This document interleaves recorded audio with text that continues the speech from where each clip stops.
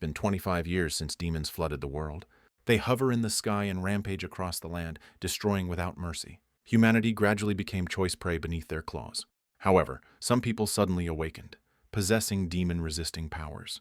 That awakening sparked a demon-hunting revolution, turning demon hunting into a profession and welcoming hunters. At East Hunter Academy, students with abilities were treated like nobility. Fang, one yet to awaken, became a target of harassment. Not only was he known as the Academy's coward, but Fang also constantly endured bullying from ability users. A cold metal pipe repeatedly slammed into his face. Tian, radiating arrogance, stood with his cronies, taunting Fang's every effort.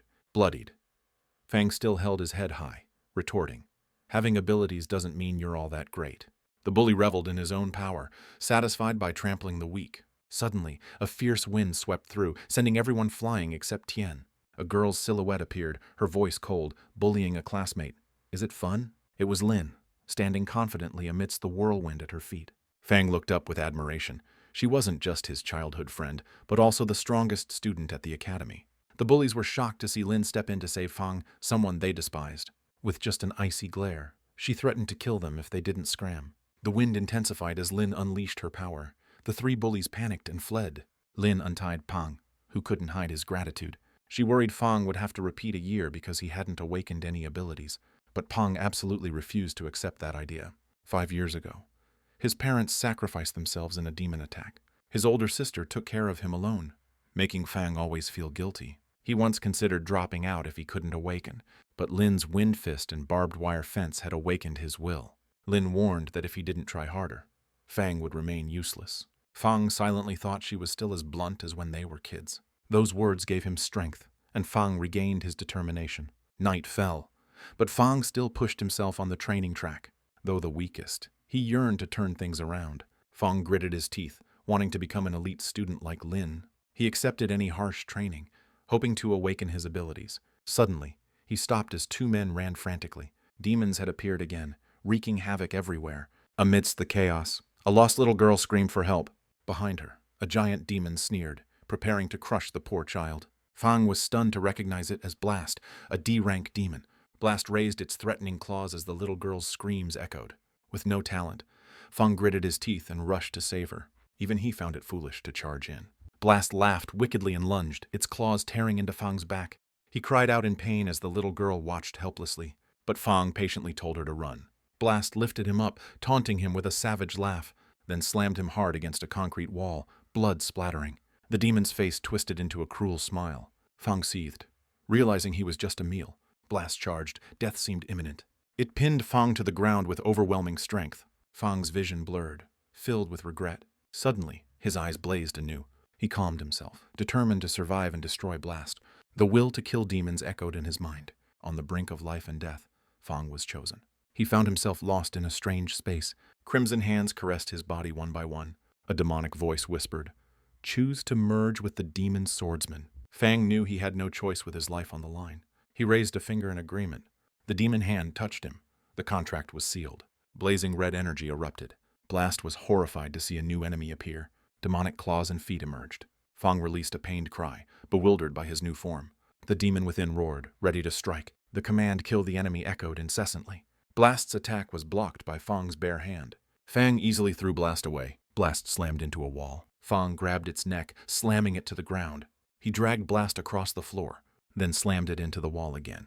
The demon was powerless to retaliate. Fang rushed forward, a devastating punch smashing into Blast's face. It flew far, destroying a building upon impact. From a distance, 2 onlookers watched in shock.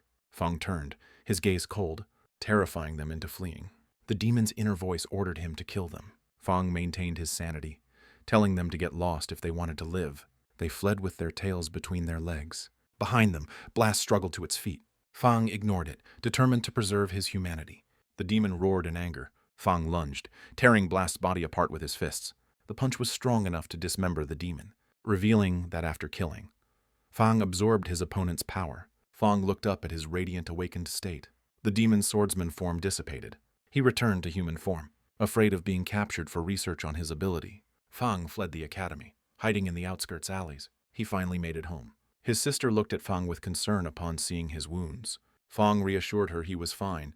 She was glad his regenerative ability had helped him. His sister wiped away her tears, reminding Fang to be careful because of what happened to their parents. Fang comforted her, praising his little sister for being diligent. He took a quick shower, then sat before the 8 bowls of ramen noodles she had prepared. His eyes lit up seeing his favorite dish, kicking off the conversation. Fang caringly asked his little sister what she wanted for dinner that night, but she just smiled gently, saying she'd already had bread at work. This tugged at Fang's heartstrings, as this little sister of his always sacrificed for him. He gently urged her to take better care of herself and not do everything just for his sake. His little sister's eyes suddenly welled up with tears, countless words caught in her throat, and tears streamed down her cheeks as she expressed how much he meant to her. Fang silently put his chopsticks down, stood up, and resolved to earn money with his own abilities, his eyes blazing with determination, wanting only to give his sister a good life. His little sister turned, beaming a radiant smile and endlessly cheering him on, saying she always believed in her older brother. Fang also smiled warmly, seeing his sister's bright smile. Then she urged him to finish his ramen noodles so she could do the housework, standing at the sink. His little sister smiled happily, thinking her younger brother had finally, truly grown up. She silently wished Fang could graduate smoothly and become a capable hunter. As for him, Fang looked at his phone, diligently searching for any demon-hunting-related job to earn money. He scrolled through a long list of demon-hunting bounty information. Finally, he found a rather suitable job that wasn't too far from home. This made him crack a satisfied smile, because after so many days, he could finally use his own abilities to earn money. However, there was still a tricky problem. The demon slayer was actually a type of parasite capable of taking over his body. Fang sighed softly. Indeed, nothing in this world comes easy. Outside, lightning filled the sky and rain began to fall. 2 soldiers could be seen guarding the ruins of a recent, brutal battlefield. A mysterious man with long gray hair was personally overseeing the inspection of the rubble. He requested to see the surveillance footage, but the nearby cameras had malfunctioned right at that crucial moment. He ordered them to collect 10 witness testimonies to find out who had murdered that sword user. A man carrying a slain demon walked past him and immediately complied with the order.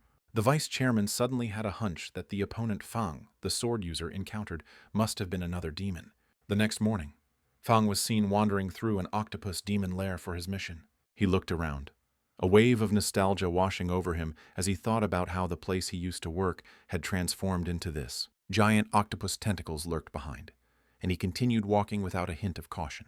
Soon, he was greeted by the corpses of hunters, now just fodder for vicious demons. Fang was oblivious to the terrifying octopus demons stealthily tailing him.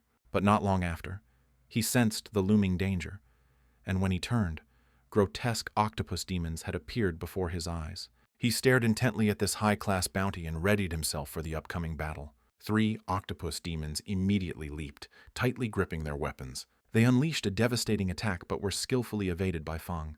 He realized his body could now move with ease, even in human form, ever since he had awakened this ability. And that wasn't all. He could even release a demonic aura from within his body. The octopus demons quickly rushed forward again. This action prompted the automatic activation of Fang's blade ability, much to his own surprise. He swung the blade in his hand, a fleeting thought of testing it crossing his mind, then sliced through one of them. The 2 remaining demons immediately leaped in to attack him, but in an instant, they were mercilessly cut down by Fang's blade. As the demons fell, he couldn't help but feel disappointed that he couldn't steal any abilities from them. Suddenly, Fang was startled by a strange noise. Instantly, a countless horde of octopus demons appeared, swarming everywhere. He was stunned, realizing he had fallen into their sophisticated trap. The octopus demons he had just dealt with were merely decoys. The endless army of octopus demons immediately charged forward, attacking relentlessly. Fang raised his sword and quickly slashed back at them. He briefly considered retreating, but even his escape route had been completely blocked by them. Wasting no time, he immediately swung his sword, repeatedly hacking into the crowd of demons. However, the sheer number of enemies was still too much for him to handle alone. He gradually grew exhausted as he continued to fight them ceaselessly. But Fang, with his strong determination to survive, continued to counterattack unrelentingly. He knew he couldn't fight much longer in human form, so he chose to flee, while the octopus demons pursued him closely. Suddenly, a giant tentacle grabbed his leg, startling Fang. His escape was completely halted as the tentacles began to wrap tightly around his leg. A colossal D-rank octopus demon appeared, its towering figure menacing. He looked at it with horrified eyes. It was far stronger than any foe he had encountered before. The tentacles completely ensnared his body, rendering him unable to move at all. Fang fell into the depths of despair, knowing they were about to devour him. His eyes turned bloodshot, and a demonic voice in his head urged him to fight back more fiercely. Then, as the octopus demons began to swarm over him, Fang pushed, activating his demon form to break free, and now, Demon Slayer Fang began a merciless slaughter. The octopus demon was utterly astonished that a human could transform into a demon. Meanwhile, Fang muttered that he never thought he'd have to defeat a few lowly E-rank demons just to earn some measly cash. The octopus contemptuously taunted him, implying he knew nothing of his own true power. Fang scoffed at the demon's arrogance, stomping hard on the ground as he leaped up to attack. Every strike he delivered carried his desperation and fierce will to survive. However, it still wasn't enough to take down the octopus, as it counterattacked, pushing Fang away. It readied its tentacles and launched a frenzied assault, wrapping around his entire body. The demon rejoiced at finally capturing him, threatening to destroy the twin swords he was so proud of. The octopus tightened its grip on him and shattered Fang's blade, startling him as he wouldn't be able to use it again for a short while. Then, it unleashed a barrage of devastating attacks with its destructive tentacles. Its assault was so powerful that it sent Fang flying into the air as he tried to get back on his feet. He couldn't help but think this octopus was much smarter than the demons he had previously faced. Noticing how it always chose to maintain a medium distance rather than engaging head-on, the demon prepared to strike him again, and Fang skillfully dodged it with agility. It occurred to him that its eyes must be its fatal weakness. Seeing how soft and exposed they were, he looked down at the ground, intending to throw sand into its eyes. He faced the demon, hoping his plan would succeed perfectly. Then, he kicked sand forcefully towards the octopus. His plan was successfully executed, and the demon roared in extreme pain. For Fang, he had to use any means necessary to deal with it. He lunged forward, fully exploiting the opportunity created by blinding the demon with sand. The octopus, in excruciating pain, intended to detach itself from his body to escape. However, Fang immediately grabbed a nearby spear, unwilling to let it get away. He successfully impaled its head. The demon feigned death, intending to recover before attacking him again. However, Fang, ever astute, did not let his guard down. He didn't buy its act of feigning death and delivered a finishing blow, finally killing the octopus. He was able to steal its tentacle ability, and then his killing intent gradually subsided. His human form slowly returned. His entire body ached terribly. The self-regeneration ability didn't activate this time. He was utterly exhausted. But he felt a small sense of joy for having exterminated the formidable D-rank octopus demon. On the street, everyone's attention was drawn to a person carrying the large carcasses of the octopus demons. It was Fang. As he walked, he found himself standing before the Hunters Association building.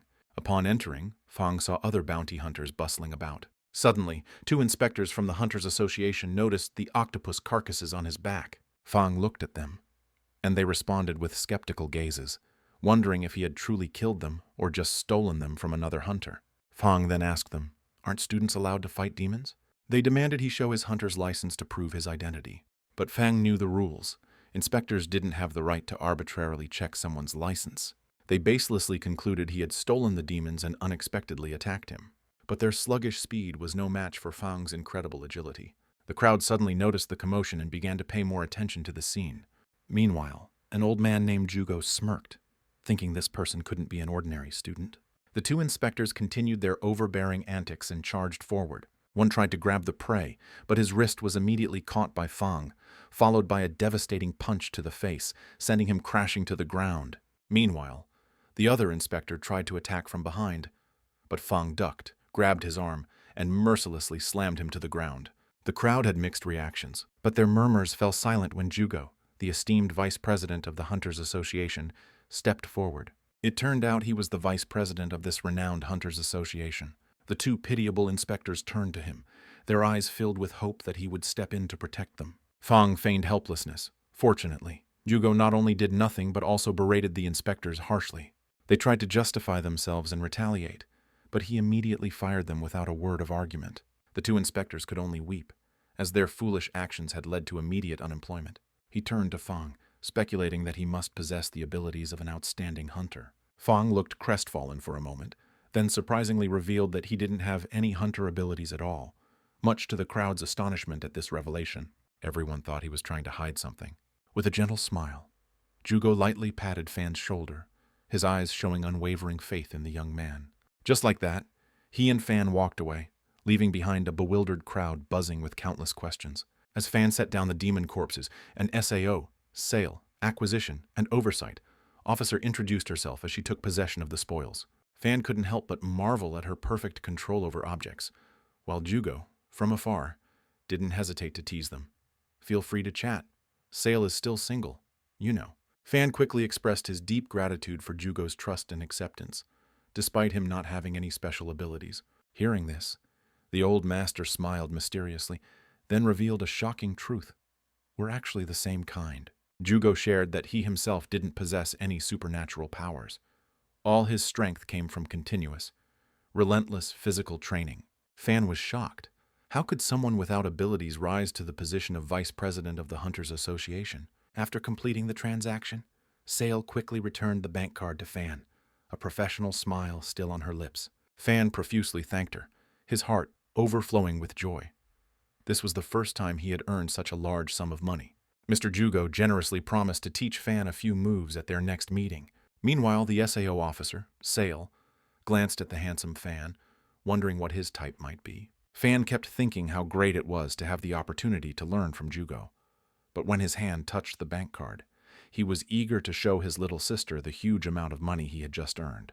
Night fell, and Fan quickly crossed the street, heading towards his beloved home. He excitedly held up the bank card, his joy irrepressible, as the amount he earned this time was truly substantial. However, a breaking news story suddenly caught his eye, startling Fan. His eyes widening in astonishment, his battle with the blade had made the news, even hailing him as a demon lord. Fan immediately panicked. Oh God, I'm in the news. He anxiously wondered who on earth had posted this video. At that moment, the deputy leader of the Lone Wolf Demon Hunter Division was being interviewed live. He began by emphasizing, demons have never been friendly creatures, then advised everyone to be extremely vigilant. Next, he boldly declared that they would resolutely hunt down the demon lord. Amidst the crowd glued to the news screen, Fan stood there, his face grave. Whispers and chatter about the demon lord, filled with a mix of emotions, buzzed around him. With this information, Fan knew he had to be extremely careful not to reveal his identity. Back in the familiar suburbs of East City, Fan finally arrived home and was greeted by his little sister. She immediately started talking about the trending news of the demon lord. His worried sister urged her brother to be extremely careful when going out. Fan could only sigh. Even my little sister knows about this. He told her not to pay too much attention to those silly videos, then handed her the bank card, filled with the fruits of his hard-earned labor. Fan proudly said that he was now strong enough to hunt demons and provide for their family. Fan's little sister, cheerful and mischievous, guessed that her brother had awakened his hunter powers. She worriedly asked, "Did you get hurt anywhere fighting demons?" Fan reassured her that he was fine and urged her to quickly use the money to pay off their parents' debts. Then, Fan suddenly asked about the demon that had taken their parents' lives years ago. His little sister's face darkened as she recounted that it had always been a mystery. The killer was a mysterious demon in the form of a flame. That was all she knew, which plunged Fan deep into thought. Fan clenched his fists. He resolved to become truly strong to seek revenge. But his little sister gently caressed her brother's cheek, saying they didn't need to rush for revenge. Just living peacefully together was enough. Fan suddenly blushed at his sister's warm gesture. The next morning, Fan was frantically running around the school grounds because he was late for class. He dashed through the corridors and finally arrived, panting, at the classroom. As he entered, the noisy classroom buzzed again with talk about the famous Demon Lord news. Fan sighed again. Being famous is truly tiring. Suddenly, Lynn approached and remarked that Fan looked very different. She added, "You seem a bit stronger than 2 days ago." All of a sudden, the bullies from the other day arrogantly approached them, seemingly having learned no lesson. Lynn prepared to teach them another lesson, but Fan stopped her, coldly saying, "You shouldn't bother with a lowly dog." Hearing this, Ten flew into a rage, blood rushing to his head. He activated his ability, intending to attack Fan with a lunchbox. But Fan easily blocked it, then lunged forward, slamming the box into Ten's face. Ten collapsed to the floor, angrily punching the ground. Electricity crackled across his body. Ten charged at Fan, cursing nonstop. But to Ten's utter surprise, Fan easily dodged. "Is that all you can do?" he taunted, which infuriated Ten even more. Then, Fan showed no mercy, delivering a devastating knee strike to Ten's stomach, sending him flying without hesitation. The bully couldn't believe Fan was now this strong. Fan stood defiantly before the defeated Ten. He didn't want to be looked down upon ever again. The classmates stood there, both incredulous and astonished, constantly whispering that Ten deserved it. Lin knew well, even if Fan had been secretly training, he couldn't have defeated the bully so easily. She wondered if Fan had awakened some kind of body enhancement ability. Suddenly, a voice rang out, telling them to stop. It was their teacher. He asked the whole class to follow him outside for a demon hunting test. The whole class worried they would have to face a real demon. Meanwhile, Ten was helped up by his lackeys, trying to stand. With a wicked expression, he gritted his teeth, threatening Fan that he would get his revenge. Hearing this, Fan realized he needed to deal with Ten when he had the chance. At the Academy Mountain, everyone was standing before a towering gate, listening to the teacher's instructions. The teacher explained that this demon hunting test was an important part of preparing for the graduation exam. In the test, they would have to face F-rank demons to stimulate their own potential. Seeing such low-level demons, everyone was fired up. Lin asked Fan for his opinion, and he said bluntly, "The students fighting among themselves are more dangerous than the demons." The teacher announced the opening of the test site, and as the giant gates creaked open, Ten and his lackeys hurriedly rushed in first. The other students quickly followed, as Lin stepped inside the test site. She shivered at the sight of human bones and corpses scattered everywhere. Fan remarked, "Grass demons are so weak, it's hard for them to even kill people." Suddenly, they were startled. An enemy was rushing towards them. Lin found it strange. Why are the grass demons here so quickly? She told Fan to hide behind her, as he couldn't deal with so many grass demons. But Lin was utterly surprised when Fan unexpectedly volunteered to face them. He quickly dashed off, taking down several grass demons in an instant. A moment later, he noticed two demons sneaking up from behind, charging straight at Lin, who seemed completely unaware. Fan yelled for her to watch her back. Then, quick as lightning, took down all the demons, leaving Lin completely astonished. He continued to rush forward, thinking to himself, "These grass demons are even weaker than the blade demons and octopus demons I hunted before." Lin was amazed. How did Fan get so strong so quickly in just a few days? Fan brushed off her question and urged her to absorb their essence first. They both began to absorb essence from the defeated demons. Suddenly, something caught Lin's attention. Other students were fleeing due to the unexpected appearance of a stronger demon. Lin prepared to fight, but Fan stopped her, as he noticed it wasn't an ordinary demon. A giant tree-like demon appeared, wreaking havoc all around. Fan worried. That's a D-rank tree demon. The tree demon approached them, exuding a terrifying, suffocating aura. Fan tapped Lin's shoulder, telling her to stay away from it. But then, Ten and his hunting dogs appeared again, arrogantly saying, "Only cowards run away." He declared, "A true hunter faces demons, no matter what happens." As the three foolish dogs stood before them, Lin remarked, "He must have had his brain smashed in." As Ten's three foolish buddies loitered in front of them, Lin could only sigh internally. His brain must have issues. The golden hunting dog Ten, with his arrogant and somewhat clueless nature, aggressively confronted the demon, clearly wanting to show off to Lin and Fang. From a distance, their classmates started whispering, wondering if Ten could actually handle this. But seeing his overflowing confidence, they were all half believing, half doubting. Maybe Ten actually had the goods, and so Ten let out a roar and charged in, activating his ability, looking quite impressive. Who would have thought? The demon effortlessly blocked the attack, even flashing a sinister grin as it easily grabbed Ten. Then bam! A devastating blow slammed Ten deep into the ground, leaving him aching all over.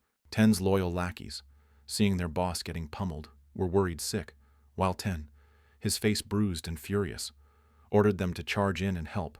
The demon, seeing this, just sneered, lifted its leg, and kicked once, sending Ten flying like a bird towards his bewildered henchmen. Fang and Lin watched, exasperated. This outcome was too predictable. The difference in their levels was like heaven and earth. And look at Ten, his face still scowling in anger from being beaten to a pulp before he could even fix his hair.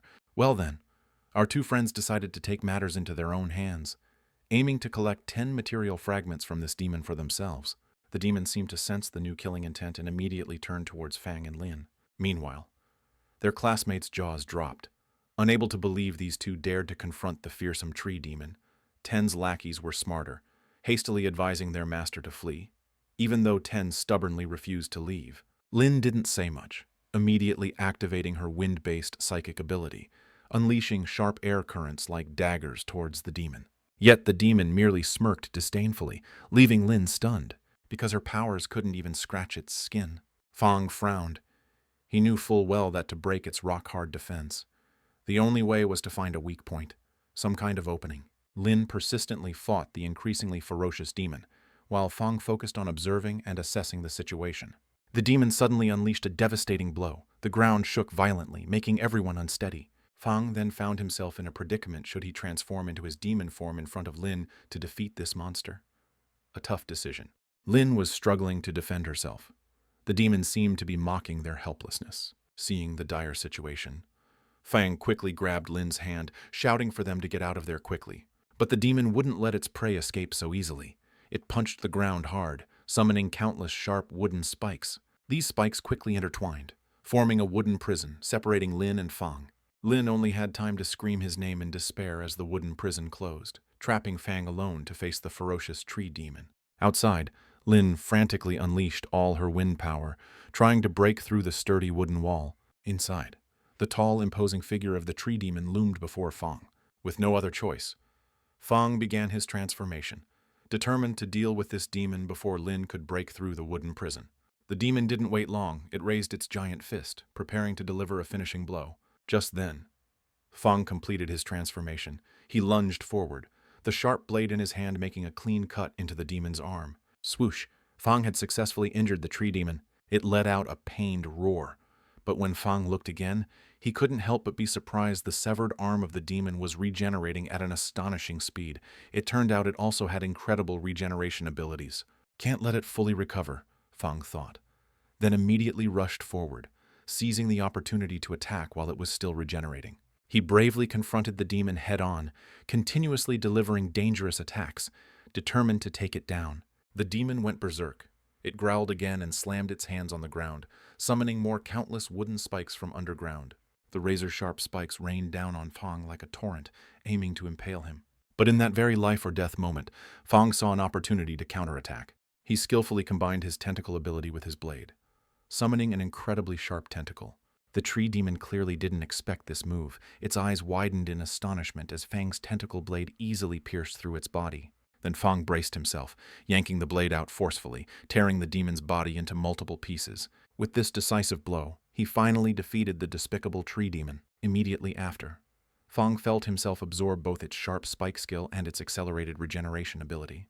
Then he slowly reverted to his human form. Only then did he notice the tree demon's precious essence core lying on the ground.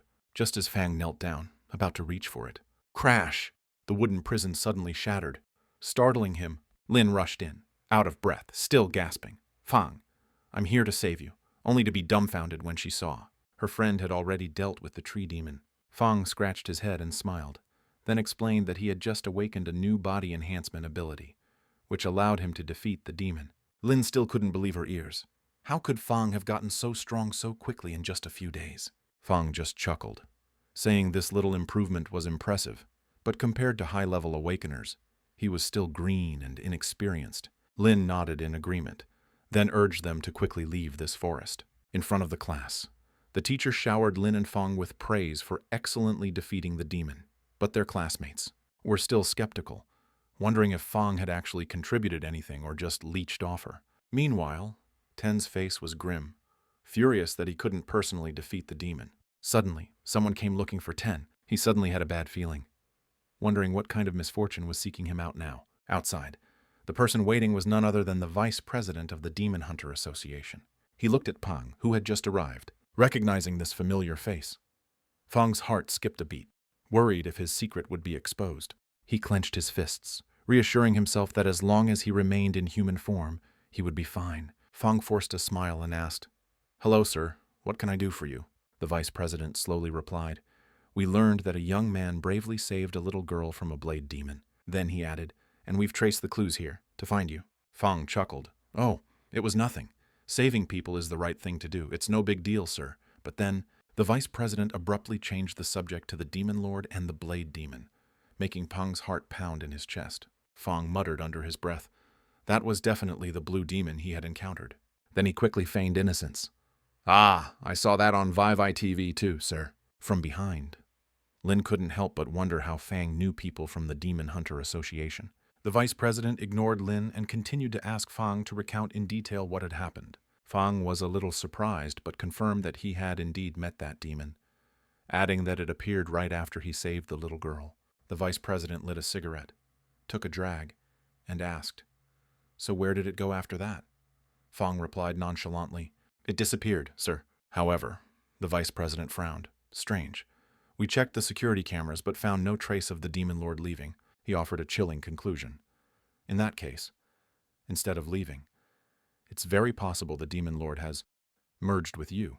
Before Fang could fully process that statement, a giant skeletal hand suddenly appeared from thin air, lunging at his head. "Ah!"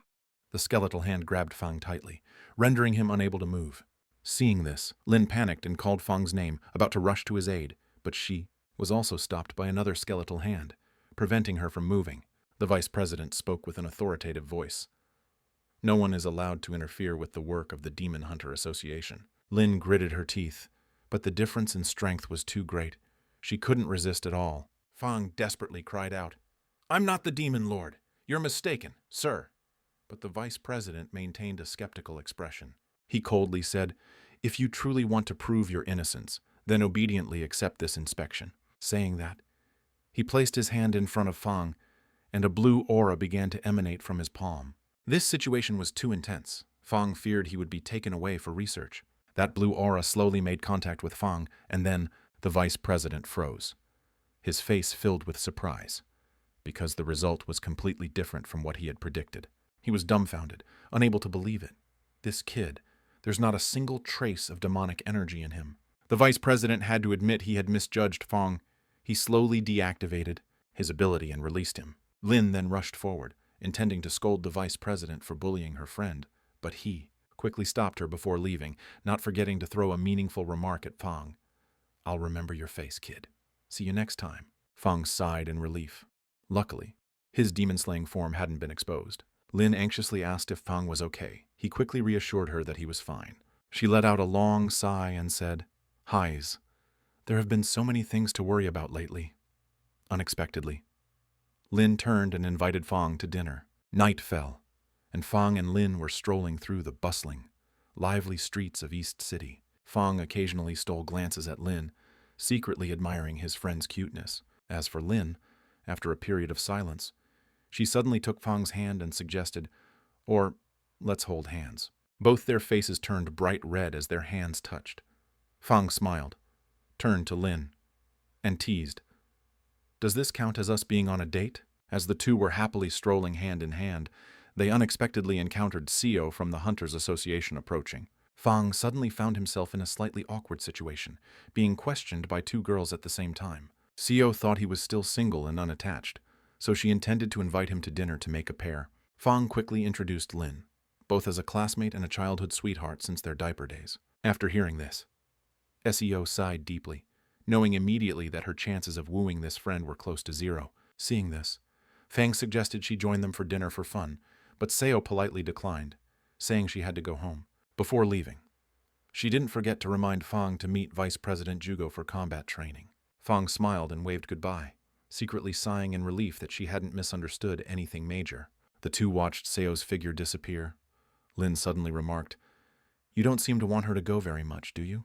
Fang quickly waved his hands. "No way, that's not true! We still have to go to dinner, I'm starving!" Saying that, he took Lin's hand and suggested, "How about we try that incredibly delicious barbecue place nearby?" But Lin said she was a bit tired. Fang, without much thought, suggested, "Then let me carry you." Who would have thought the next situation would be so truly embarrassing? Lin didn't hesitate to climb up and sit squarely on Fang's head and shoulders, making his face turn as red as a beet. Fang stammered, I just said I'd carry you, not give you a ride like this." Lin winked playfully. "It's all the same, convenient for both of us." The two ignored the curious gazes of passers-by. Lin began to chirpily recount their childhood memories. Fang closed his eyes, and the memories flooded back. When he was just a little kid, Fang used to carry Lin on his shoulders just like this. Then one time he tripped on a banana peel, and both of them tumbled to the ground. Lin wailed, while Fang frantically comforted her by giving her her favorite chocolate bar. Lin stopped crying, her mouth murmuring thanks while Fang gently stroked her head. Fang unknowingly smiled as he recalled those adorable moments. He suddenly playfully sped up, making Lin, sitting on top, shriek and ask him to slow down. At Barbie's barbecue restaurant, Fang let out a satisfied burp after stuffing himself. Meanwhile, Lin seemed a bit sulky because Fang hadn't spoken a word to her, just focused on eating and drinking. At that moment, the two accidentally overheard a conversation about a woman's charred body found on a nearby street. People were excitedly discussing that the body was hung on a pole, and the culprit was still unknown. Fang suddenly felt something strange, because his parents had also been burned to death. Lin then suggested they should go check out the situation. They quickly stood up and prepared to leave. Outside, they found themselves mixed in behind a curious crowd. Everyone was loudly discussing the burned body of a woman, grotesquely hung on a pole. Fang guessed that the killer did all this to deliberately sow panic among the populace. But then, a detail on the body caught Lin's attention, a strange pattern on the victim's forehead, a pattern that looked ominous, and was later revealed to be the symbol of the demon church. Fang then realized the demon church was a secret organization of demons. Lin added that they were behind most civilian deaths, and they always left an eye-shaped pattern at the scene after each crime. Fang couldn't help but notice the clues slowly connecting. From behind the crowd, a mysterious hooded man with a similar eye pattern on his forehead was silently observing them. He slowly put down the bag he was holding. Fang instinctively turned around and only managed to see a bag engulfed in flames. The fire from the bag quickly erupted, causing a chaotic scene in the crowd. People started screaming, pushing each other to flee in disarray as the fire spread wider and more intensely. Fang quickly grabbed Lin's hand, pulling her to escape the blaze. Some unfortunate people caught fire. Screams of pain and despair echoed everywhere. Amidst the chaotic scene, Fang suddenly saw a mysterious man trying to sneak away. He immediately told Lin, "I'll go after that arsonist." Without a moment's hesitation, Fang shot off like an arrow, relentlessly pursuing the mysterious man's trail. He was a little surprised to see someone following him. Fang caught up to him and shouted, "Speak! Who ordered you to do this?" The man said nothing. He immediately set himself on fire, engulfing his entire body in blazing flames. Fang recoiled in shock at this horrifying sight. He couldn't believe they would rather choose death than surrender. He began to wonder, what kind of monstrous organization was this demon church? Lin remarked, "He's just a puppet. The real mastermind is surely hiding somewhere else." Both had an ominous feeling that there were surely more puppets like this man mixed in the city. The fire department quickly arrived, extinguished the fire, and assisted the victims. Some curious onlookers watched, some even seeming to enjoy this tragedy, prompting a police officer to loudly scold them and ask them to leave. Fang felt grateful that the rescue team had arrived in time. He then told Lin he would go see Jugo to ask more about this incident and asked her to request leave for him. Lin nodded in agreement, wondering internally if Fang really wanted to investigate this complicated case to the end. At the Hunters Association, the figures of hunters were fervently training, the clang of weapons echoing sharply. It was Jugo and Fang. The old man praised his progress, while surprisingly throwing a punch that the boy nimbly dodged. The old man chuckled, then warned, "Watch out for my upcoming right hook." Finishing his sentence, he threw a straight punch to Fang's chest, which he couldn't react to in time. Fang staggered and then plopped onto the floor, admitting defeat. Jugo frowned, asking why he was so distracted today. Fang then mentioned the horrifying arson incident from the previous night. Hearing this, Old Man Jugo revealed that the mastermind behind it must be the fire demon. Fang jumped at the name. He immediately asked Jugo for all information about the fire demon. Jugo was a little surprised by Fang's reaction. He chokedly revealed that his parents had been murdered by that very demon 5 years ago. Seeing the determination in Fang's eyes, Mr. Jugo had no choice but to provide him with the information he knew. He revealed that the fire demon had fled abroad with the help of the demon church 5 years ago. And now, after 5 years, it had returned, stronger and more cunning than ever. However, that only increased Fang's determination. He swore to find that demon and dice it into 100 pieces to avenge his parents. He declared he would track the demon himself, and would also try to train to quickly advance to C rank. Old Man Jugo looked at his student with admiration, then waved goodbye as he left. On the bustling city streets, Fang went to a weapon shop to buy equipment. Now, fully armed and equipped, Fang was ready for the difficult battles ahead. He then read news about the sudden surge in arson cases in the city recently. Several locations had been attacked and burned. Authorities advised citizens to be extremely careful. Fang knew for sure that there wasn't just one arsonist on the loose. But looking at the still crowded streets, he believed these horrifying incidents would continue. He pushed those thoughts aside, telling himself his top priority now was to become even stronger. At a convenience store, he happened to meet Lin and asked in surprise what she was doing there. He then told her he wouldn't be home for a while to focus on training. Lin urged him to be careful. Fang reassured her that he would be fine. Then he pulled out a brand new phone, bought as a gift for Lin. He waved goodbye to her, while Lin profusely expressed her gratitude. She watched Fang's receding figure with eyes shining with joy and hope, wishing he would grow stronger and achieve his goals soon. Fang found himself wandering in the outskirts of an abandoned town. He gripped his sword tightly, preparing himself to face the higher-level demons lurking there. An eerie wind blew around the desolate area, carrying the faint, rank smell of fresh blood, putting him on high alert. A giant spider demon suddenly emerged from the void of darkness. It lurked, moving silently, planning to ambush Fang from behind. However, Fang was already wary of its presence. He nimbly dodged the demon's attack, then retreated to maintain distance from the enraged monster. Suddenly, a sharp shuriken whizzed towards him from another direction. Fang was startled when he saw the shuriken, hastily raising his sword to block it. It was a second demon, a monkey-like monster, but much more ferocious. Now, he was facing both the human-faced spider and the night stalker at the same time. But instead of feeling discouraged or scared, Fang felt incredibly excited. The night stalker bared its fangs, its viciousness clear as it looked at its prey. It didn't hesitate, immediately throwing sharp shurikens. The shuriken spun dangerously at high speed, whistling towards Fang. He used his sword to parry each one perfectly, simultaneously realizing that everything happening wasn't an illusion. The human-faced spider seized the opportunity, leaped into the air, and then lunged down to attack Fang. It landed with extreme force, shaking the ground. Fang quickly retreated backward to avoid the blow. He noticed the monkey demon was stealthily preparing a surprise attack, making him highly vigilant of its presence. The demon attacked and shattered Fang's sword. The dire situation forced him to use his demon-slaying power. A crimson energy began to radiate from Fang as he faced the demons. He transformed into his semi-demon form, smirking, preparing to unleash his thorn ability. He punched the ground hard, summoning countless sharp thorns from the earth, aiming straight at his enemies. With murderous eyes, he charged forward, using the blade formed from his arm. The monkey demon roared in anger, raising its shurikens, then threw them like rain towards Fang. He used his arm blade to block them all, smirking at the increasingly frantic enemy. He unexpectedly threw back the shurikens he had just parried.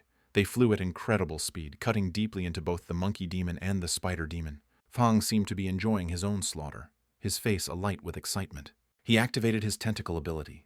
The tentacles quickly shot out, binding the demons in their tightening grip. He then mercilessly slammed them to the ground, making them gasp for air and unable to resist. The spider demon was enraged to the extreme. It opened its mouth and spat a large amount of thick, black slime towards Fang. However, that cat-and-mouse game was just a silly act for Fang. The demons cackled with glee, smugly thinking they had successfully trapped Fang in that sticky black goo. What they didn't expect was that he could easily escape that confinement with his sharp arm blade. Immediately, Fang charged straight at the spider demon, mercilessly slicing it into pieces. Its flesh rained down, while he turned to face the remaining enemy, desperate to save its own life. The monkey demon quickly turned tail and fled for dear life. However, Fang wasn't about to let it escape so easily. He channeled energy into his spear, then threw it with tremendous force, impaling the monkey demon through its back. Upon killing the monkey demon, he absorbed its initiation ability. Killing the spider demon also granted him the ability to create black mist and significantly enhanced agility, feeling his body become noticeably more agile. He smiled happily, but that smile didn't last long. A sinister laugh echoed, and mysterious figures slowly emerged from the hazy smoke. Behind those mysterious hooded men, they realized Fang was the demon lord, and immediately pointed their weapons threateningly at him. Now that his identity was exposed, his only option was to eliminate all these bandits to protect his secret. He defiantly faced the bandits, challenging them to come forward if they dared covet his prey. The bandits were no pushovers. They retorted with taunts and threats towards Fang. Suddenly, another mysterious figure emerged from the smoke, a demon riding a badass motorcycle and brandishing a sharp sword. This daredevil had been lurking all along, terrifying the bandits. He was ruthless, slicing them into mincemeat in an instant. Their shredded flesh rained down in front of Fang, who stood there with a look of panic. The daredevil laughed gleefully, while Fang remained highly vigilant after witnessing its terrifying power. The demon continued to taunt the demon slayer for daring to merge with a weak teenager. He was startled. Fang quickly asked who that demon was and why it knew about the demon slayer. The demon only replied cryptically that Fang had no idea how powerful the demon slayer once was. It revealed a shocking truth: the demon slayer was once the strongest demon of all demon kind. Hearing this, he guessed that this demon was here to take his power. The demon laughed loudly as if confirming it. He immediately activated his spear-throwing ability.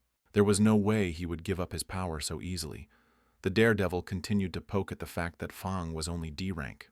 Too weak to protect such immense power, he rode his motorcycle straight at Fang, delivering a devastating sword strike. But Fang managed to dodge in time. He praised Fang's reaction speed, then attacked again. Fang was struggling to fend off his attack. The force from that sword strike was strong enough to push him back several meters. Realizing this demon was C rank, he began to activate his complete form. He planted his feet firmly on the ground, then threw his giant shuriken towards the enemy. The daredevil caught it easily, spinning it with his sword, while mocking Fang's weapon as a cheap acrobatic prop. He threw the attack back at Fang. He quickly unleashed his tentacles in an attempt to catch the shuriken. He succeeded in catching it. He spun it over his head once, then threw it back at the demon. The demon didn't expect this counterattack and was surprised. The spinning shuriken hit him right in the face, successfully creating a small wound. This was when he decided to get serious with this fight. Fang was startled. The daredevil, quick as lightning, dashed forward and delivered a fatal blow to him. He didn't even have time to react. It was an extremely fast slash, instantly tearing through his body. Fang was bleeding profusely. This inadvertently caused the demon slayer power within him to temporarily unleash the body's full potential. The daredevil continued to berate Fang, while he tried his best to injure him further. However, the demon slayer power within Fang was raging, gradually transforming his body into something much more powerful. Unleashing its true glorious form, the daredevil couldn't believe his eyes. Fang's power level was increasing at a dizzying rate. As he transformed, there was nothing in his mind but demonic voices drowning his reason, urging him to kill ceaselessly. But even as he was gradually becoming a full demon, his will and spirit were strong enough to resist that corruption. He brushed off the voices in his head, then charged forward with a savage grin on his lips. Their battle continued, and Fang seemed to be genuinely enjoying the feeling of slaughtering his enemy. That sinister smile remained on his face. He delivered a powerful horizontal slash at the daredevil. Fang succeeded in separating him from his beloved motorcycle, but the demon quickly got back up, his face full of anger, deeming Fang's actions unforgivable. However, for Fang, this fight had only just begun. They clashed again, exchanging relentless sword strikes. The daredevil seemingly proclaimed himself a knight. He arrogantly asked Fang if he was worthy to fight him. The two swords clashed again, sparks flying. Suddenly, he started using more power. The daredevil sensed it and was greatly surprised. He was actually being pushed back in terms of strength. Fang smiled, then merged his tentacle and thorn abilities. The daredevil was then tightly bound by Fang's tentacles. He tried to struggle free, but Fang wouldn't let him have his way. However, this demon still had one last trick up his sleeve. He activated his chariot ability, controlling his motorcycle to attack from behind. The motorcycle drove itself. It leaped over both their heads and left a trail of dust behind. This gave him an opportunity to escape the binding tentacles, but it was too early for him to celebrate victory. Fang activated his black mist ability and quickly imprisoned the daredevil once again. He controlled the motorcycle as if it were a loyal steed, demanding it to protect him. Fang didn't back down either. He activated his enhanced agility ability. Instantly, he dodged the motorcycle speeding towards him. The outcome of this battle now depended entirely on his single technique. The daredevil's eyes widened in horror. He was instantly sliced in half by Fang's arm blade. The attack was so fast that he didn't even have time to react. The daredevil looked back, muttering his last words in despair. Then, he slowly slumped and fell forward, while Fang stood there in a victor's stance. He desperately tried to reach for his sword. Fang closed his eyes and asked the daredevil to end his own suffering. Fang offered him a quick death in exchange for information about Inferno, which made the daredevil extremely surprised. Fang asked if he had ever heard of Inferno. He replied yes. He revealed that Inferno was an elite painstakingly nurtured by the demon church. Fang was surprised to learn that even within C rank, there were differences in power. He then further revealed that Inferno was at a higher tier of C rank, and it would be extremely difficult to defeat him. Hearing these weak words, he couldn't help but laugh and call him a pathetic loser. He told the demon how weak he used to be, enduring constant bullying. Through hard work and relentless effort, he was able to become stronger. Now that he had power, he was determined to kill Inferno. The daredevil's jaw nearly dropped at Fang's ambitious declaration. Then he closed his eyes and asked him to end his worthless existence. However, he refused to do so, because killing a loser would only dirty his hands. Hearing those words, he began his final act. He told Fang he was giving him a gift, which greatly surprised Fang. He said he was willing to burn the last bit of his remaining life force and leave all his power to Fang. He slowly disintegrated into crimson energy waves, then gathered into a radiant orb. As he gradually lost his physical form, he asked Fang to let him witness his journey to become even stronger. His transformation was almost complete. He had become a demon sword, boasting its majestic and glorious weapon form. Fang slowly reached out his hand towards the sword, gripping the hilt. He gradually returned to his human form as he took the sword. He felt a strange sense of oneness with the sword as he held it. Suddenly, a voice spoke, praising him for successfully brainwashing the demon and obtaining a cool weapon for free. To his utter surprise, it was the demon's soul finally speaking up on its own. A crimson smoke billowed from his chest, surprising him. That crimson smoke finally condensed, forming a complete body, as well as a pair of powerful demonic wings. It was the demon's soul. He demanded Fang kneel and worship him. Fang then bluntly asked an incredibly rude question. "Is this your pet form, demon soul?" Hearing Fang's crude words, he became annoyed and angrily scolded him soundly. Then, he asked again, "So, is this your true form, demon soul?" He gave a rather vague confirmation. He clarified that he was currently just a soul body. However, they could absolutely regain his physical body soon, if Fang continued to diligently kill demons. He was silent for a moment, reassessing the situation and pondering the deep implications of his choices. Then, he agreed to cooperate and asked the demon soul to help him kill Inferno. The demon soul smiled meaningfully. He wasn't satisfied with just taking down a mere underling. He suggested they should skin the entire demon church alive. He remarked that he seemed very excited, then asked if he had any grudge against them. The demon's soul revealed that his relationship with the demon church was not merely a trivial grudge. He had an irreconcilable, sworn enmity with them. He further explained that it was the Pope of the demon church who had conspired to ambush and kill him. He knew that neither the demon world nor the human world could ever be under its rule if he was still at the peak of his power. Fang curiously asked who exactly this so-called Pope of the demon church was. The demon soul only said cryptically that the church was the mastermind behind many dark conspiracies. He then proposed a deal: help Fang kill the demon Inferno in exchange for overthrowing the entire demon church. Upon hearing this ambitious request, he was greatly surprised. The demon soul tauntingly asked if he was scared. But Fang replied that there was nothing to be afraid of when doing such things. The demon soul was very pleased to hear this and endlessly praised his courage. However, he seemed to still be skeptical about Fang's abilities, because his current appearance didn't look very reliable. The demon soul realized this. He angrily asked if Fang was doubting him. He quickly denied it, then gripped his sword, suggesting they should continue fighting the demons lingering around. Suddenly, the daredevil's motorcycle slowly approached him. The demon soul said that this motorcycle had been enhanced with magical power, and it wanted to recognize Fang as its new master. Without much thought, he immediately hopped onto the motorcycle. He looked straight ahead, appearing extremely interested as he rode a vehicle powered by magical energy instead of gasoline. He remarked that it felt amazing to ride it. He sped through the ghostly streets of the abandoned town. From the hidden corners of the town, a few demons were stealthily watching him, and they couldn't help but drool covetously at the sight of a lone human. They didn't waste a second and immediately charged forward to attack. Fang saw this and raised his sword. He gripped it tightly, unleashing an extremely powerful crimson-cutting energy wave, easily felling the charging demons. Immediately, he continued to ride, his hand relentlessly and ruthlessly slashing at any demons blocking his path. The demon soul gleefully said that this harvest was quite good, as he could use these demons to further increase his agility attribute. He smiled, amused by the fact that the demon soul was silently recording combat data. Then, Fang proposed they set a small goal to completely clear out this abandoned town. 4 days later, Lin grew increasingly worried about Fang. After all, he still hadn't returned to school, and his phone had been off the entire time. She sighed, silently hoping he hadn't been too reckless and gone after Inferno alone for revenge.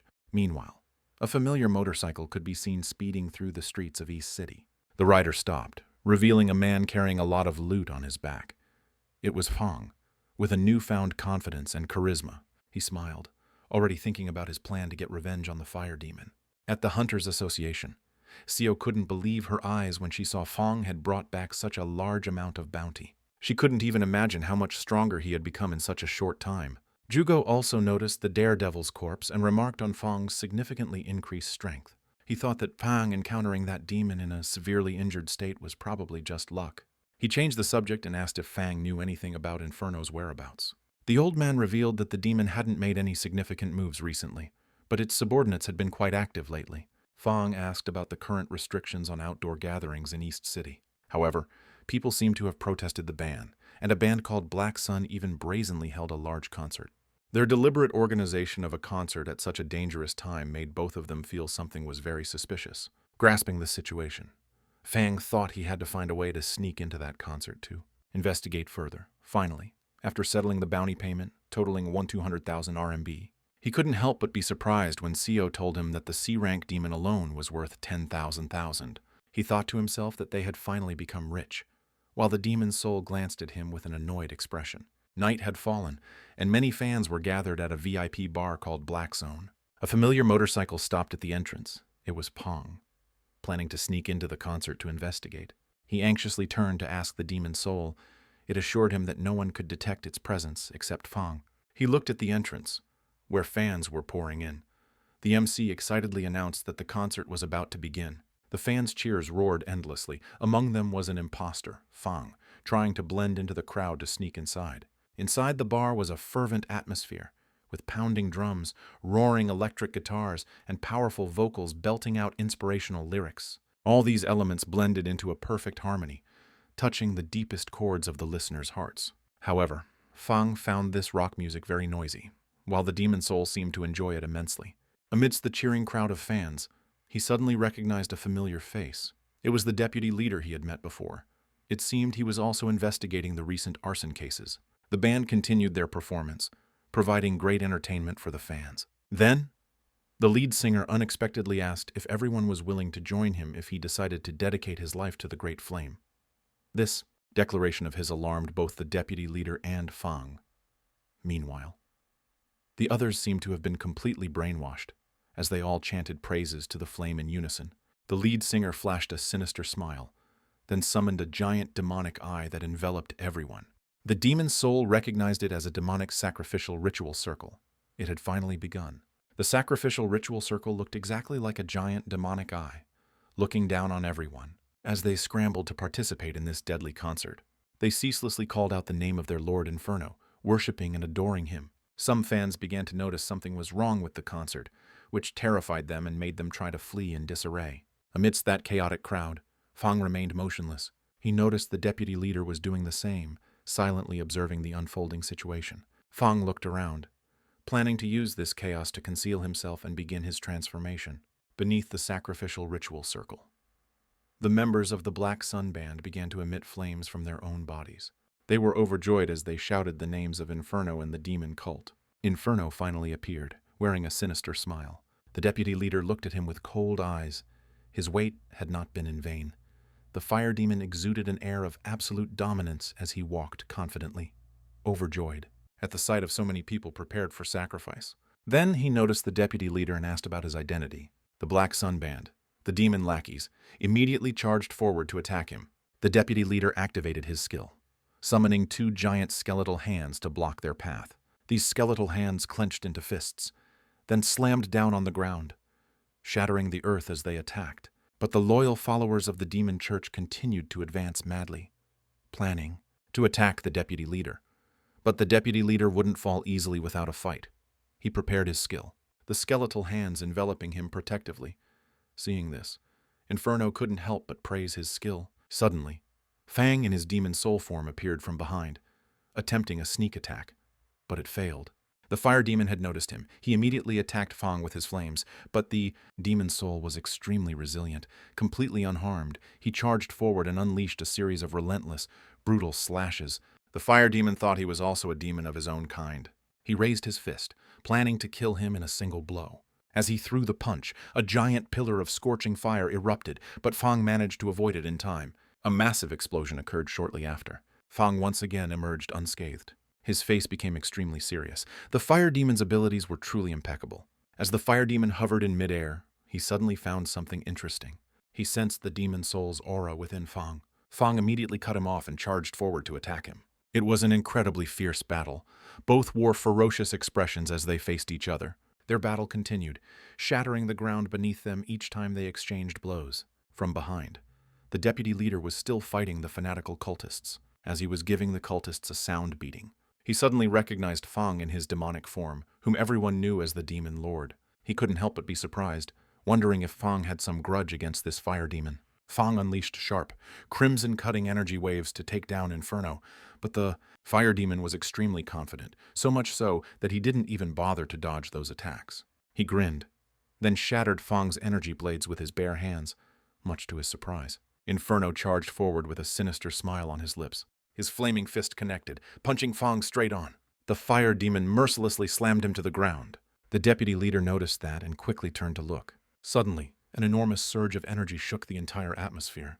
It was from the fire demon. He was lifting Fang by the neck. Then, he threw Fang away as if he were just an inanimate stone. The fire demon continued to rush towards Fang at terrifying speed.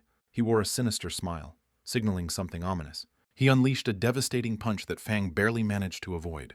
He then retreated a considerable distance to keep safe from him. The fire demon easily lifted a destroyed car. He then threw it towards Fang with tremendous force. Fang summoned his crimson tentacles to counter that attack. Catching the car in midair, he gripped it tightly and then threw it back at the fire demon.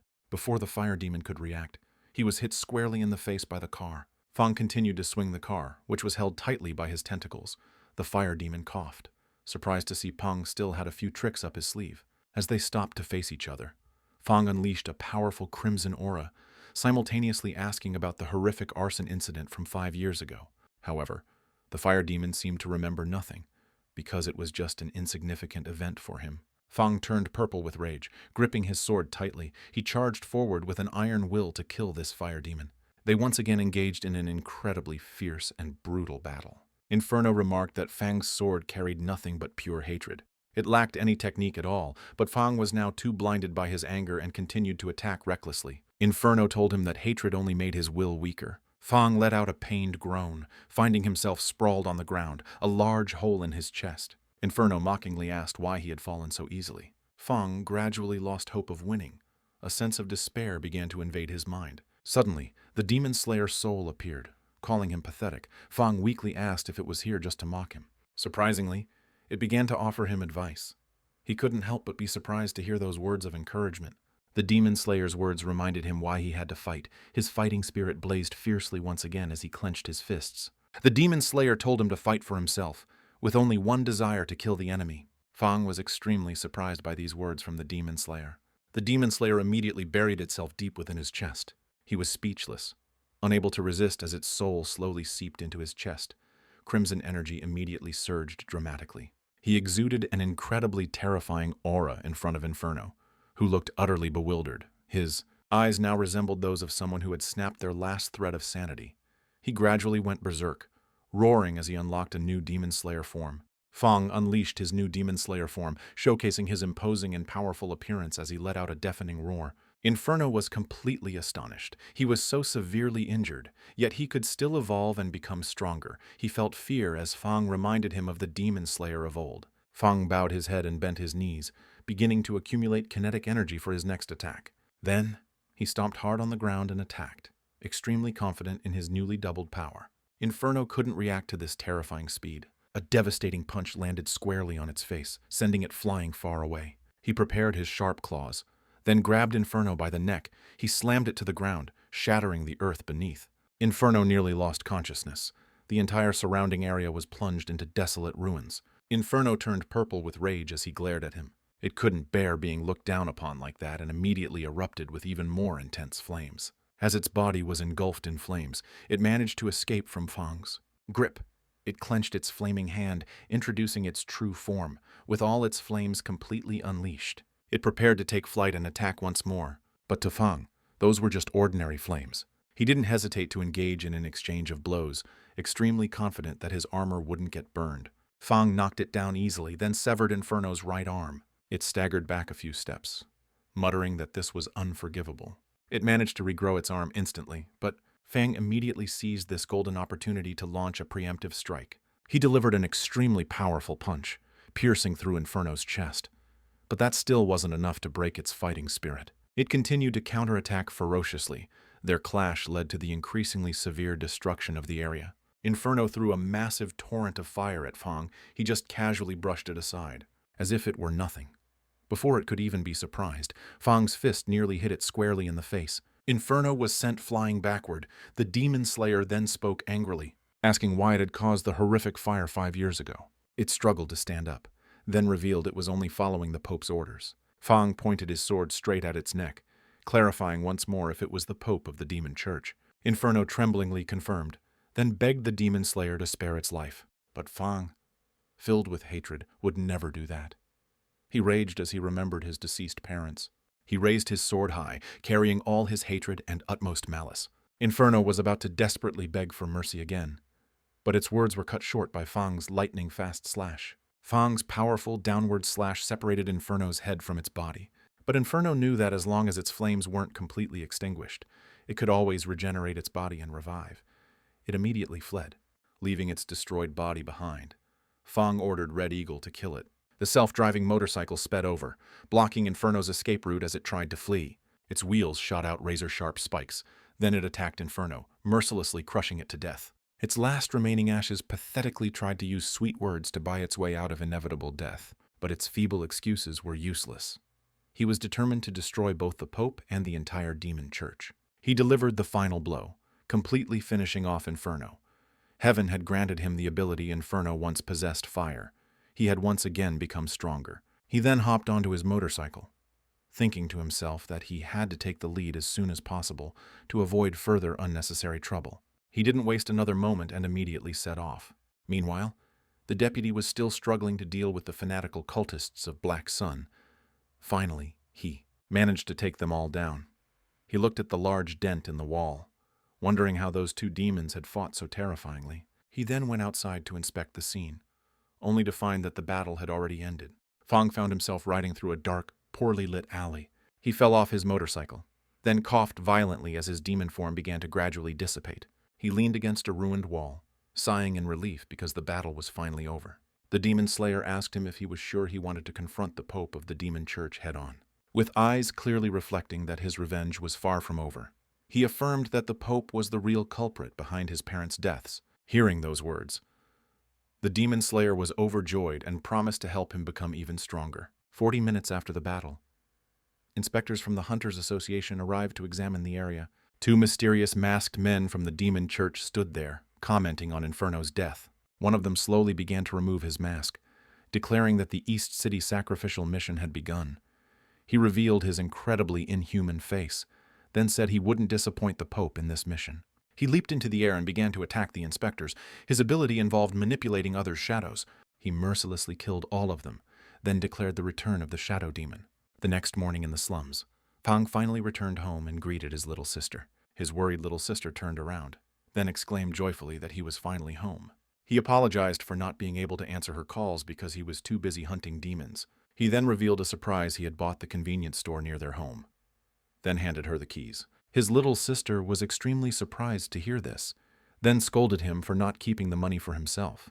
But Fang said they would be able to earn even more money with this newly bought convenience store. She couldn't refute his words anymore, and could only express immense pride in her older brother. She then revealed a white envelope.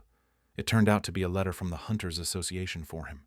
They were overjoyed to learn that he had finally become an officially certified hunter. Now, with the certificate in hand, he could confidently face anything at the academy. A large number of students were gathered for the important graduation assessment. The examiners from the Hunters Association revealed that passing this exam would grant them the prestigious hunter certificate. Everyone was extremely excited to hear this information. Meanwhile, Tian and his lackeys didn't miss the opportunity to taunt Fang. He grinned, extremely confident that his strength had significantly improved after his recent special training. Lin interjected, saying he would definitely participate in this graduation assessment. Fang indeed arrived, exuding a newfound confidence as he walked. Lin came to greet him, as she hadn't seen him in quite a while. He then revealed a surprise: he was here to withdraw from the graduation assessment. Tian didn't miss the chance, chiming in and mocking Fang's withdrawal. His lackeys also joined in, adding fuel to the fire, poking fun at his withdrawal. He then proudly boasted that this assessment was now meaningless to him because he already had his hunter certificate. Ling was extremely surprised, not expecting him to have progressed so quickly. But Tian and his hunting dogs didn't believe it at all. The Hunters Association examiner stepped forward, requesting to verify the certificate. He agreed immediately. The examiner opened the certificate and was extremely surprised by its contents. It turned out he was already a C-rank hunter, and was even praised by Vice President Jugo himself. Tien and his underlings couldn't believe what they had just heard. Lin seemed a bit pouty because he hadn't told her about this. Suddenly, the whole class gathered around, endlessly praising him. He sighed, feeling a bit awkward because those who once despised him were now being unusually kind.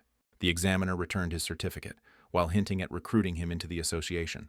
Tien seethed with jealousy, because he had now become the center of everyone's attention. Fong said the offer was tempting, but he still decided to refuse. He couldn't risk exposing his demon slayer identity. The examiner seemed dissatisfied when he rejected the invitation. But Lin knew for sure there was a deeper reason behind Fang's refusal. The examiner guessed that his abilities had been recognized by Jugo himself, so he tried even harder to invite him again. Finally, the examiner had to give up. He turned back and began to organize everyone for the assessment. Fang said goodbye to them, appearing weary of these complicated social interactions.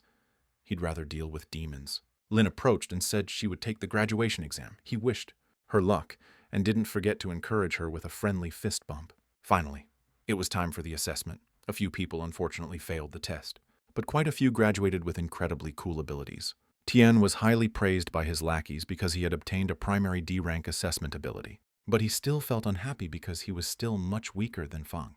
Meanwhile, in the school cafeteria, Fang and Lin were celebrating their graduation together. Looking at his friend, he couldn't help but secretly admire her innate talent. Lin revealed that she planned to work in an official government department, like the Demon Hunting Division, for example. And Fang, he planned to continue being a full-time demon hunter, operating alone.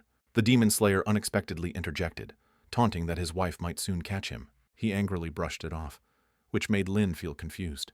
She asked why he suddenly became so strange. He quickly said it was nothing. Then he raised his glass, wishing her early acceptance into the official department she desired. She responded with a radiant smile and also wished him to soon become a top hunter. Suddenly, the TV was showing an emergency news report about mysterious shadow incidents occurring in the southern region of Yong. It turned out that a large number of residents there had been turned into terrifying phantoms. These shadow people were rampaging everywhere by indiscriminately attacking anyone. Lin found it strange. Why was there another shadow incident right after the recent horrific arson? Fang knew for sure this incident was also orchestrated by the demon church. This further urged him to quickly set off to investigate. At a desolate ruin in Namdan, a shadow dog was madly baring its sharp teeth. Then suddenly, it was sliced in half by an incredibly sharp crimson energy wave. Fang casually strolled around the ruined area to begin his investigation. He carefully scanned the entire area, guessing that some powerful demon was lurking nearby. He was unaware that a giant shadow centipede was slowly crawling towards him from behind. It took him a moment to detect its presence.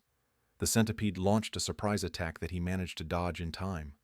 Or at least, so he thought. It turned out he was injured when his shadow was hit by the attack. Fang stood there, extremely surprised by the sudden appearance of this new enemy. It launched another attack that he almost failed to dodge. The demon slayer didn't miss the chance, immediately taunting him, saying he couldn't even handle such a simple move. He remarked that it was fortunate he had self-regeneration, otherwise he would have been in big trouble facing this enemy. Several other shadow creatures appeared from behind him, a perfect pincer movement. Now, he was completely surrounded by countless enemies. He gripped his sword tightly, preparing himself for a life-or-death battle. He fought with extreme ferocity to take down the shadow creatures surrounding him. He ruthlessly slaughtered them, as easily as a hot knife through butter. The shadow centipede once again launched a dangerous attack.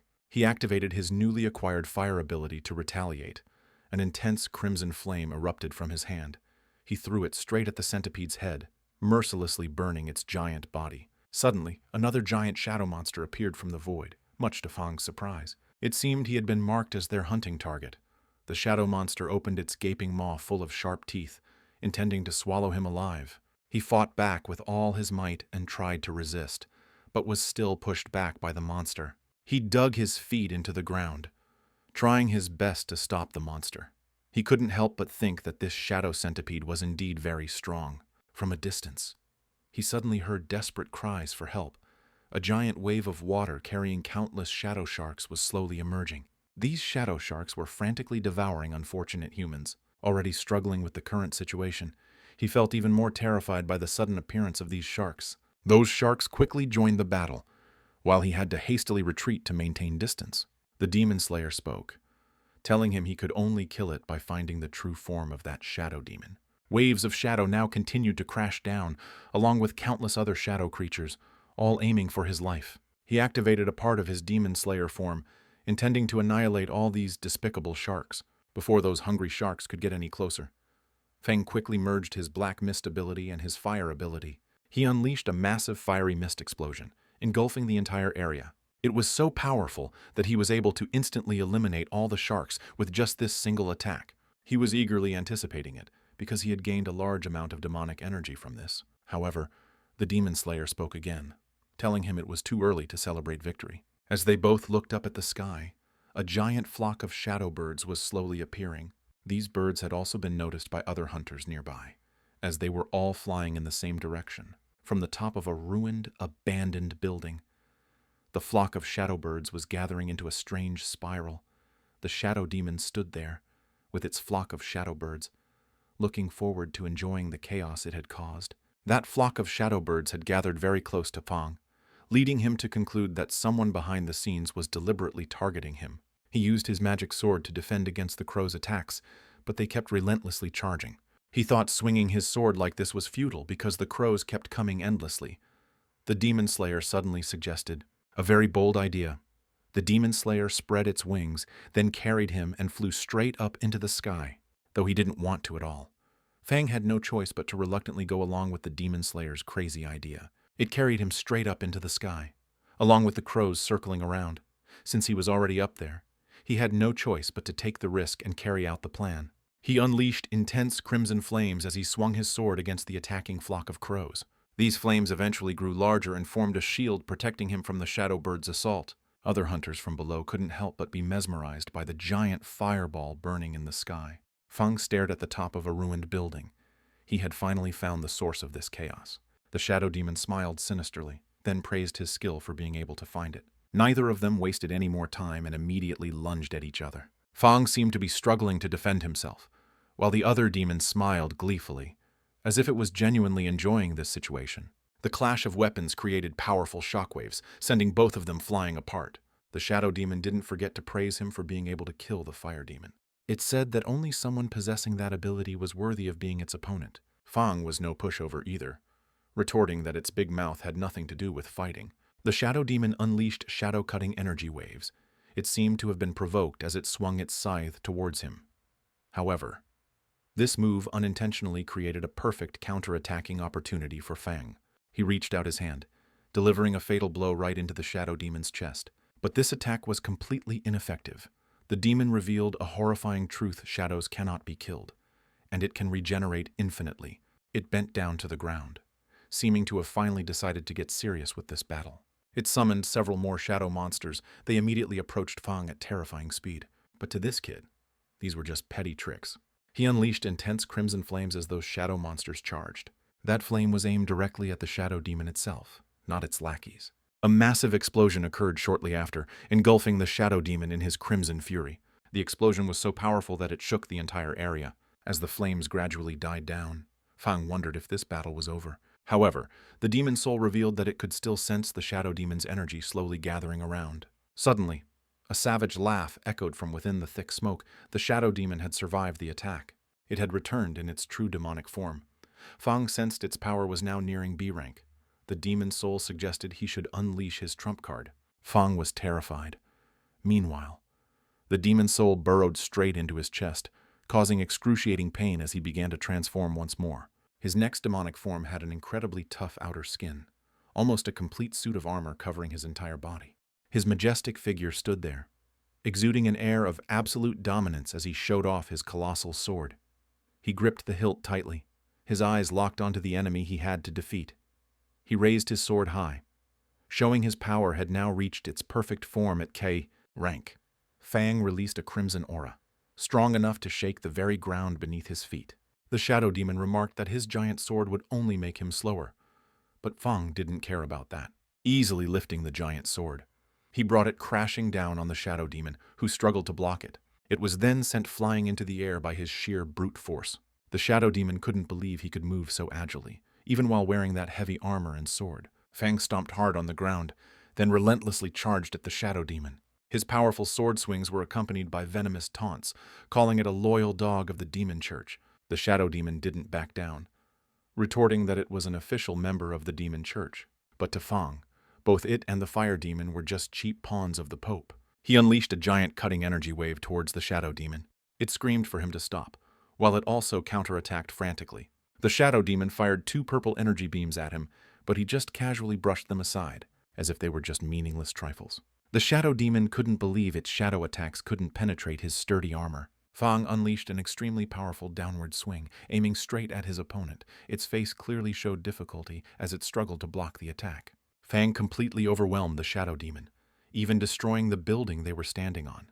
As that building completely collapsed, the shadow demon gradually succumbed to his power. The demon soul continued to press the attack, pinning it to the ground, then praised its leech-like resilience. It then activated its shadow teleportation ability and successfully escaped his grasp. However, activating such a skill had drained a lot of its energy. Now, it prepared to activate its ultimate shadow arm technique, unleashing a giant purple aura that even made the demon soul feel scared. The battle continued with extreme ferocity as the shadow demon finally managed to catch up with Fang's power. The shadow demon's purple aura dominated the sky, and it began to summon countless other shadow creatures. Those shadow creatures charged madly, showing absolute loyalty to the shadow demon. They aimed to join the ongoing melee, while Fang temporarily paused to observe the situation. He found himself once again surrounded on all sides by terrifying shadow creatures. The shadow demon told him to feel free to enjoy it. However, this situation turned out to be more beneficial for Fang, because killing those shadow creatures would replenish his energy. Knowing this, he ruthlessly slaughtered all of them and greedily devoured their precious energy. He continued his slaughter, determined to kill as many shadow creatures as possible to increase his power. The shadow demon itself couldn't understand why he showed no signs of weakening at all. He even loudly complained that there were still too few shadows for him to kill. The shadow demon then discovered a horrifying truth: he was absorbing demonic aura by killing its shadow creatures. Knowing this, it activated its shadow self-destruct mode to desperately counterattack. Those shadow creatures began to swell abnormally, then slowly approached Fang as they prepared to explode. However, he wasn't willing to accept this gift from the shadow demon. He immediately unleashed his tentacles. He used them to grab those shadow tendrils, then threw them back at the shadow demon. Those shadow tendrils exploded right in front of the enemy, creating a horrifying explosion. The demon's soul gripped his sword, then lunged forward to perform the final execution. But the shadow demon wouldn't go down so easily without a fight. However, its vision couldn't block the demon soul's sword path. The sword pierced through and sliced it in half. With this, the shadow demon was finally killed, and he obtained its shadow cloning ability. The sun also began to slowly rise on the distant horizon. A poetic end, truly befitting the end of darkness, before being completely annihilated. It declared that killing it was futile. It revealed a shocking piece of information: the demon church had amassed a huge army by conquering neighboring cities. However, the words of a dying creature meant nothing to the demon soul, but with just a simple sword strike, it quickly ended the demon's suffering. The shadow demon vanished into thin air, leaving only its mask on the ground. Fang picked it up, while he slowly began to revert to his human form. The demon soul then quickly urged him to try out his newly acquired cloning ability. He immediately complied and released a crimson energy beam from his body. That crimson energy slowly accumulated and finally took the basic form of the demon soul. The demon soul told him to try ordering those clones to attack. Fang then ordered his clone to shatter the ruined wall in front of them. Without any hesitation, the clone immediately rushed forward at terrifying speed. It shattered those ruined walls into smithereens with ease. Fang noticed its power was also around early C rank. It would definitely be very helpful to him in future battles. The demon soul reminded him that he still needed to continuously strengthen himself to face the upcoming demons. But Fang showed no worry at all. The more demons appeared, the more demonic abilities he could steal. 2 days later, extremely important news was broadcast on national television. It was revealed that the demon church's army had successfully occupied neighboring cities and was planning to conquer Rome's city as well. In fact, they had already begun their brutal devastation of the city. Countless demons were seen rampaging through the city and mercilessly killing civilians. The hunters finally arrived. They were determined to protect this city from the demons' attacks. At Pang's convenience store, located in the suburbs of Zhang's, the sisters were watching the news about the demon army's invasion. Fang fully equipped himself, then planned to head to the front lines to gain more combat experience. His older sister seemed extremely worried and urged him to rest for a while. But as long as the demon church still existed, he could never rest easy. The demons were still continuing to incite chaos and mercilessly kill humans. A crimson figure suddenly rushed forward, alerting the nearby demons to its presence. That crimson figure unleashed its hand blade, then sliced through the monsters in an instant. Some people recognized it as a demon king, though they couldn't help but wonder how it had become a red version. As the fierce battle continued, a crimson motorcycle also arrived at the scene. The rider was none other than Fong. He was planning to infiltrate the ranks of 5 enemies while they were busy dealing with his clone. A motorcycle revved excitedly, followed by an incredibly clean and decisive sword strike from Fong, causing the monsters to explode into pieces in an instant. Indeed, having the support of his clone made things much more convenient for him.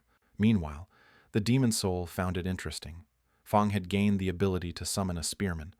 Fong wondered if he was about to become a necromancer, but the demon soul told him not to get delusional. He closed his eyes, then immediately tested his new skill. A summoning circle was created, and it successfully summoned a demon, spearman. He wondered if he could only summon spearmen, because he and his clone had killed quite a few swordsmen before. The demon soul confirmed it, its face flushing red as it said it had just forgotten to record that in the book. Strange symbols began to appear on his hand, making him smile as he began to understand more about these demonic scribbles. He raised his left hand and began to summon all sorts of different character classes. Demons began to pour out from the summoning circle endlessly. There was a soldier, a mage, and even a shield bearer. Now, he had 4 demon soldiers, enough to form a small army. He entrusted the command of this army to his clone, who possessed 1/10 of his soul. From a distance, the enemy demon army could be seen marching aggressively forward. Both of them smirked meaningfully. It's harvest time. He ordered his demon army to charge immediately, and they obeyed without question. As the fierce battle had just begun, another demon suddenly appeared from above. It was one of the demon pope's close hunting dogs, ready to punish anyone who dared to defy the demon king's will. That demon raised its battle axe high, aiming straight at Fang. The demon launched an extremely powerful attack, but our young man calmly dodged it with ease. He continued to taunt the demon, while the demon soul told him to take down both the demon and its mount. The demon didn't like that at all, while Fang ordered his red eagle to attack. The self-driving motorcycle stealthily moved behind the demon's back. The demon was extremely surprised to see this. Then, the motorcycle attacked them unexpectedly, and they were able to dodge the attack. The demon was startled. Even that motorcycle's exhaust pipe contained demonic energy? Fang endlessly praised his battle motorcycle, while he grabbed it to continue the pursuit. He smiled, then continued to taunt the demon. The demon couldn't believe the motorcycle's speed could match its demonic eye-flying beast. The demon flew over his head, while he just continued to accelerate. He then saw several more armies as he continued to drive forward. He then channeled his demonic energy into the red eagle to further enhance its attack power. The motorcycle roared with excitement, then nearly flew into the air as they switched to overdrive mode. They moved too fast, leaving nothing behind on the road but dust and debris. He was luring them into a narrow area to constrain the enemy's flying ability. As that demon chased Fang, it suddenly realized he was intentionally leading it there to set up an ambush from behind the buildings. Knowing this, it planned to destroy the entire place to blow away all possible hiding spots. It spun its weapon, then emitted a series of intense lightning bolts to destroy the surrounding buildings. It laughed with satisfaction at the destruction it had caused. Suddenly, tentacles unexpectedly emerged from the rubble, greatly surprising it. It couldn't understand where all these tentacles came from. The demon found itself surrounded on all sides by Fang's tentacles. Another one continued to lunge towards it, then mercilessly constricted it. Several more tentacles began to hold it down, as well as its mount. A massive explosion occurred shortly after, as those tentacles slammed them to the ground. The demon was having a very hard time trying to escape this grip. Extremely frustrated, it demanded he come out and fight it one-on-one properly. Fang rushed in like a whirlwind as he rode his motorcycle. He leaped into the air and quickly approached the bound demon. With an extremely fierce expression, he raised his sword high. The demon's eyes widened in alarm. A powerful downward sword strike was unleashed against it, shattering the ground beneath. The demon let out a terrified scream, fearing it would be sliced in half. That sword plunged straight into its body, causing it to activate its self-destruct mode. A large amount of demonic energy began to accumulate within the demon's body, followed by an enormous explosion that shook the entire area. Dust, debris, and black smoke from the explosion covered everything. As this dust and smoke began to settle, a large amount of crimson energy could be seen gathering in the center of the crater. Fortunately, Fang was able to activate his thorn ability just in the nick of time to shield himself. He looked at the remaining ruins of the demon, which had died from self-destruction, or at least, so he thought. He was utterly horrified because a strange green demonic energy began to slowly accumulate. He couldn't believe what was happening. It turned out the demon possessed a special skill immortal zombie feast. Fang mercilessly sliced it into pieces, but it was completely useless against this demon's insane regeneration ability. It revealed that it had also absorbed the tentacle ability during the recent self-destruction. This was definitely not good news for him. That demon threatened to kill him with his own ability. Fang responded by immediately unleashing his tentacles. He tried his best to hold it back, while noticing that the demon was still not quite familiar with this tentacle ability. The demon was greatly surprised, struggling to break free. It knew its body had actually become much slower after remerging. The demon counterattacked frantically, extremely confident that it was immortal and could always reshape its body at any time. However, Fang knew its flesh-eating ability was very weak against fire. He burned it mercilessly. Its colossal body was quickly engulfed by his intense flames. That demon could only utter desperate cries as it was slowly incinerated to ashes. Fang stood there in a victor's stance, as he had managed to kill this fearsome demon. This allowed him to usurp its physical regeneration ability. He was a bit skeptical about this, and the demon's soul suggested they could test it by cutting off his arm. He quickly refused, then urged them to continue exploring this city. In other areas of this chaotic city, hunters were still fighting fiercely against the demons. Then, a notable figure suddenly emerged from the hazy smoke. It was the image of a mysterious knight, riding a giant wolf. He then swung his scythe to clear a path forward. He felt that the necromancer's aura had completely vanished. This led him to conclude that he must be dead. An enemy capable of killing that necromancer would have to be at least peak C rank. Truly a worthy opponent.